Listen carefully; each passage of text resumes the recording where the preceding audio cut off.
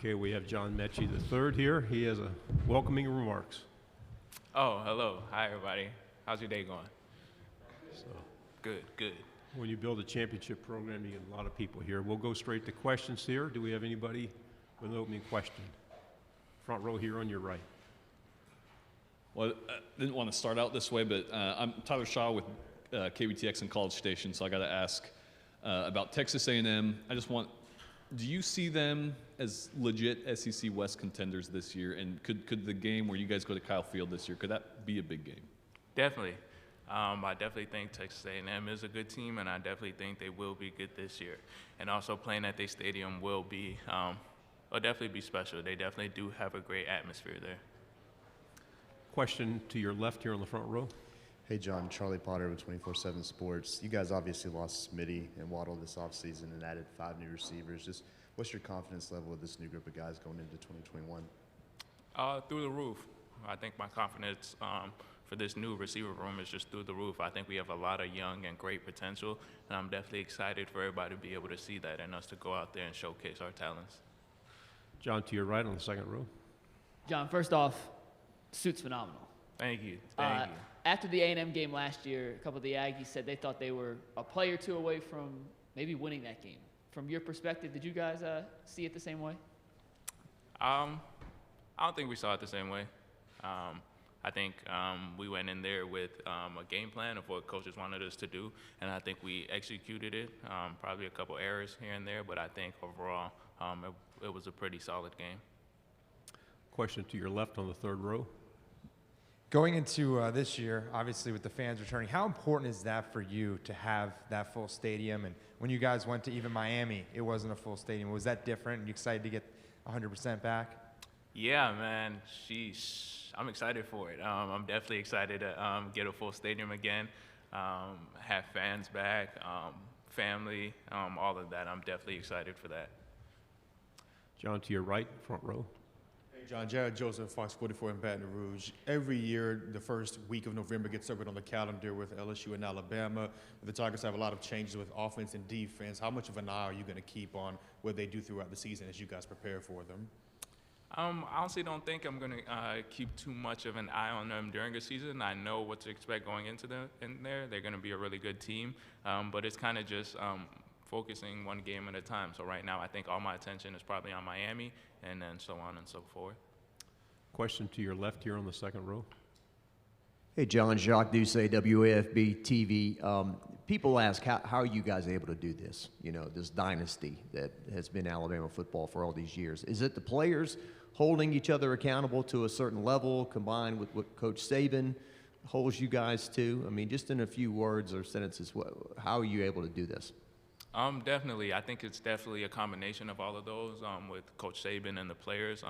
I think it's the principles and values of the place, the standard that we have of discipline, toughness, commitment, effort, pride, all of those, and kind of just the players, us wanting to be great, just being competitive and holding ourselves to that standard. Question on your right in the back row. John, Matt Trent, WBRZ TV in Baton Rouge. How does Alabama handle, if you guys have won, quarterback competitions? Because it seems like when one great one leaves, another one is just plugged in. And from our perspective, we never really hear anything about an Alabama quarterback competition. How is that handled in practice and just throughout the year? There definitely is. I think, especially this year, we have a really good room with Bryce, Paul, Jalen, and I think they're all doing a really great job. I think they're all making really big strides, and I'm excited for that room. So I'm excited to see how well they come along, and just excited for the season with them. To your left here in the third row. Hey, John, Ben Bobick, WRCB in Chattanooga. With Bill O'Brien running the offense now, coming from the NFL, how have you guys been adjusting to how he likes to operate and do things? It's been pretty cool. Having Sark as a great offensive coordinator this past season, but now again, Coach O'Brien, I think everybody knows who he is and what he does, and definitely excited, and it has been fun seeing him collaborate with the Alabama offense, so definitely excited for a season of that. Stay on your left in the second row. Hey, John, Nikki from Atlanta CW69. Chick-fil-A kickoff is coming. What excites you the most about going up against that Miami defense, and especially probably a new defense with Manny Diaz at the helm? I'm definitely excited. They're definitely going to have a good defense, a good offense, a good team. But I think most excited just to take the field with the guys. Knowing all the work that we put in thus far and all the work that we're going to put in going into camp, I'll definitely be excited to finally hit the field and finally get to play. Question to your right on the third row. Lyndon Blake, Way 31, Huntsville. Hey, John, with Saban hinting at how much money some of the players are making off NIL, has there been any jealousy in the locker room? I think there has been a lot of. I think everybody is aware that as long as we continue to do what we do on the field, we'll be able to continue to make more and more opportunities for ourselves off the field. To the right here in the front row. Hey, John. Kate Thomas, WFB TV, Baton Rouge.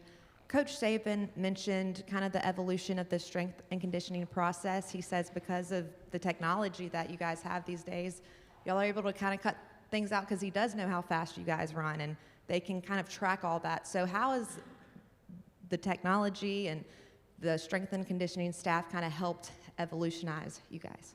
Definitely. I definitely think the technology and the science of it has definitely helped us a lot take strides in football and seeing just kind of how we get better every week. We kind of just see it week in and week out and trusting the process of the new way of training. So we definitely see the results of it. To your left here in the back row. Hey, John, Rex Castillo from WRB on Columbus, Georgia. Bryce Young saw some action last year, but obviously with Mac taking most of the snaps throughout the season. What did you see from him? I know that he had limited stats throughout the 2020 season, but how excited are you for what he can do heading into this camp? I'm definitely excited for Bryce. You kind of see that he had an awareness out there. He had all the tools. So definitely excited to see him get comfortable in there and play his game. To the right here in the front row. John, what's kind of the outlook of the offense? I mean, are you guys expecting to be as dynamic as you were last year? And with your teammate Devontae last year winning the Heisman as a wide receiver, is that kind of encouraging, motivating for what can be accomplished?